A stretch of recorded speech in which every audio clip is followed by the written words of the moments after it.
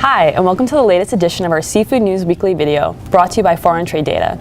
Thanks for tuning in today. I'm seafoodnews.com staff writer Amanda Buckle. And I'm Nicole Christie. Like the news outlets, our top story of the week revolves around Hurricane Harvey. The storm brought severe flooding to parts of Texas, shutting down businesses and forcing thousands of people to evacuate their homes. The seafood industry is facing problems now as the storm has destroyed buildings and boats and has potentially caused some environmental issues with polluted flood water. Restaurants that are open and previously sourced their seafood from the flood-stricken area are either leaving seafood off their menu or turning to other distributors outside the area. Wow, Nicole, thank you. That story is certainly something that will continue to unfold in the upcoming weeks.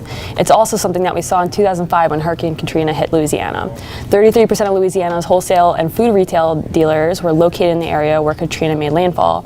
Businesses had been destroyed, natural resources were devastated, and on top of that, there were issues stemming from oil spills and pollution. I'm sure we'll be hearing more from the people in the seafood industry as the businesses in Texas begin to assess their damage. In other news, Bumblebee Foods, Tri-Union Seafoods, and StarKist are being accused of price fixing in a new lawsuit filed in California earlier this week. The suit alleges that the canned tuna producers conspired to raise their product prices and mutually agreed to reduce the canned tuna sizes from 6 ounces to 5. We also have an update on the destination, the Seattle-based crab boat that went missing in the Bering Sea in February. A crab boat skipper that received a Coast Guard radio request to assist a Bering Sea search for the missing vessel testified that his boat had become caked with icy spray, forcing him to return to shore. It's likely that the destination crew faced the same conditions, which would have made the boat vulnerable to sinking. Steel crab pots may have also reduced the destination's stability. Thanks, Nicole. In other news, Washington has declared a salmon emergency following the escape of thousands of Atlantic salmon from Cook Aquaculture's location off the San Juan Islands.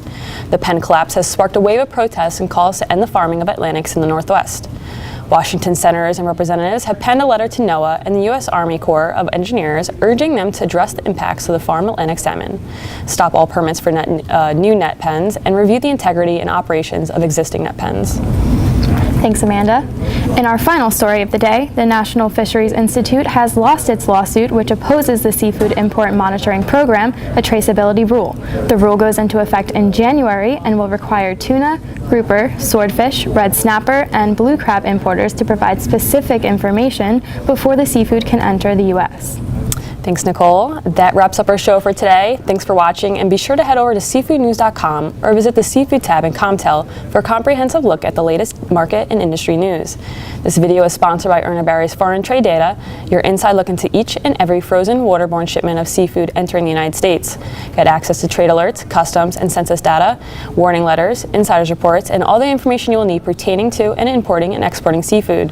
Start tracking imports by getting on a trial or signing up at foreigntradedata.com or by calling 732-240-5330.